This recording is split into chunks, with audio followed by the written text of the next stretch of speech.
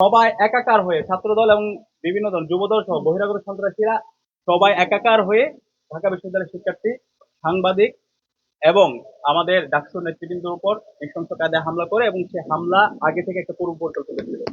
তো এই ঘটনার পরে আমরা বিশ্ববিদ্যালয় প্রশাসনকে ফোন দিয়েছি এবং আপনারা জানতে পেরেছেন একটা 24 ঘন্টা এবং 48 ঘন্টার মধ্যে প্রতিবেদন বের করার জন্য একটা কমিটি করা হয়। তো 24 ঘন্টা এবং 48 ঘন্টা পার হয়েছে। সেই রিপোর্ট এখন আজকে আমরা জিজ্ঞেস করেছিলাম সেই রিপোর্টে আপনারা কি পেয়েছেন।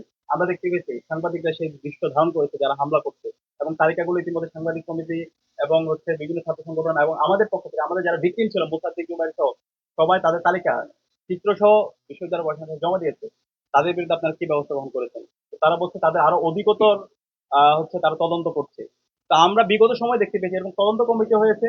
তদন্ত কমিটি করার পরে তারা এই তদন্তের অধিকতর তদন্তের কথা বলে এভাবে দায় মুক্তি দেওয়া হয়েছে। আমরা সুস্পষ্টভাবে বলেছি যে এই ছাত্র দলের সন্ত্রাসীরা শিক্ষার্থীর উপর হামলা করছে, থানায় সাংবাদিকদের উপর মব তৈরি করে হামলা করেছে, ডাক্তার নেতৃবৃন্দের উপর হামলা করেছে, ওসির সামনে মব তৈরি করে হামলা করেছে। এরা ক্রিমিনাল অফেন্স করেছে। 15 জুলাই ছাত্রলীগের সন্ত্রাসীরা বহিরাগত নিয়ে এসে এবং বিশ্ববিদ্যালয়ের সন্ত্রাসীরা যে কায়দায় হামলা করেছে ঠিক একই কায়দায় তার চাইতে জঘন্যভাবে শাহবাগ থানায় এই ছাত্র দলের সন্ত্রাসী হামলা করেছে এবং সে হামলার চিত্রগুলো আপনাদের কাছে আছে এবং আমরাও আজকে ডাকসুর পক্ষ থেকে 7 সদস্যের একটা তদন্ত কমিটি করেছি। একদম ডিটেলস 22 জনের আমরা আপনাদেরকেও দিয়ে দেবো।